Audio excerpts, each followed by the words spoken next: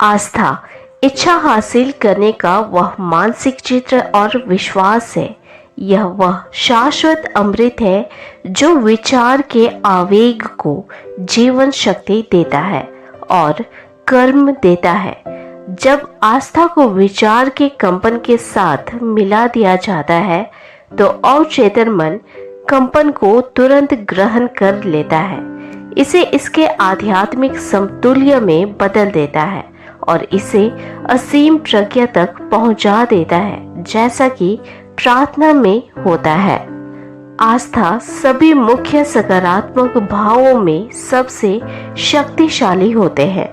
आस्था विचार के कंपन को इस तरह रंग देता है कि वह तुरंत ही अवचेतन मन तक पहुंच जाता है, जहां इसे इसके आध्यात्मिक समतुल्य में बदला जाता है, क्योंकि आध्यात्मिक कंपन ही एकमात्र उपाय है जिससे असीम प्रज्ञा से प्रतिक्रिया मिलती है।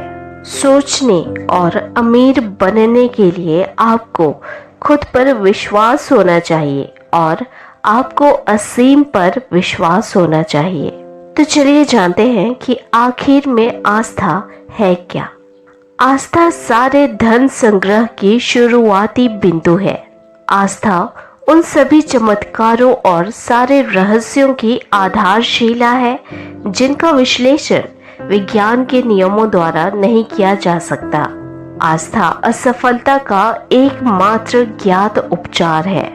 प्रार्थना के साथ मिश्रित आस्था व्यक्ति को सीधे असीम प्रज्ञा के संपर्क में पहुंचा देती है।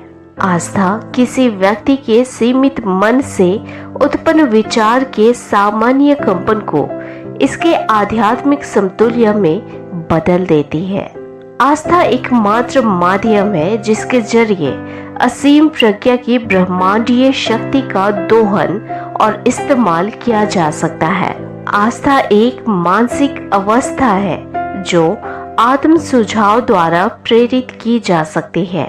आत्म सुझाव वह तरीका है जिसके जरिए आप अपने अवचेतन मन को धोखा देकर यह विश्वास दिला देते हैं कि आप जो चाहते हैं उसे पालेंगे।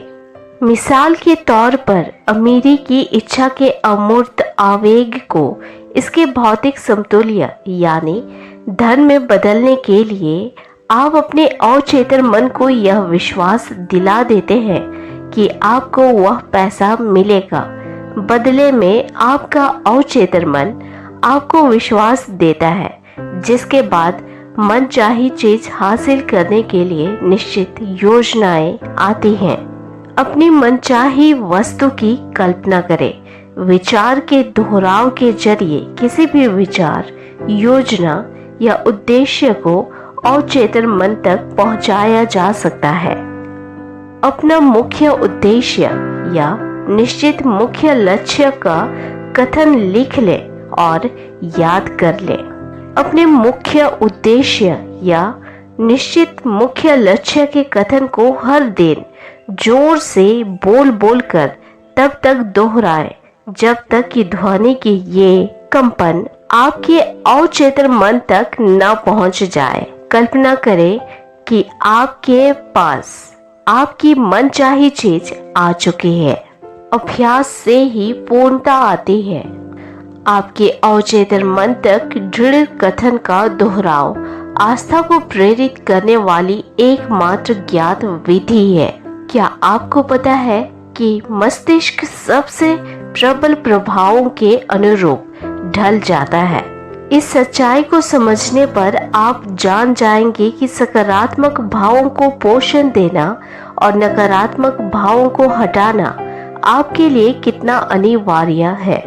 जब मन पर सकारात्मक भाव हावी रहते हैं तो यह आस्था नामक मानसिक अवस्था प्रिय निवासी बन जाता है।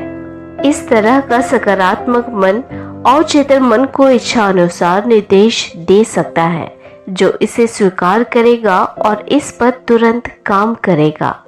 ध्यान रहे, अवचेतन मन जितनी तेजी से सकारात्मक या सृजनात्मक विचार आवेगों पर काम करता है, उतनी ही फुर्ती से यह नकारात्मक या विनाशकारी प्रकृति के विचार आवेग को भी इसके भौतिक समतुल्य में बदल देता है। इसी वजह से लाखों करोड़ों लोग उसका अनुभव करते हैं, जिसे दुर्भाग्य या बदकिस्मती कहा जाता है। करोड़ों लोग यह मानते हैं कि वे गरीबी और असफलता के लिए अभिशप्त हैं, क्योंकि उनका यह विश्वास है कि कोई अजीब शक्ति है जिस पर उनका कोई नियंत्रण नहीं है। वे अपने दुर्भाग्य के निर्माता खुद हैं, क्योंकि उनका अवचेतन मन इस नकारात्मक विचार को ग्रहण कर लेता है और इसके भौतिक समतुल्य में बदल देता है।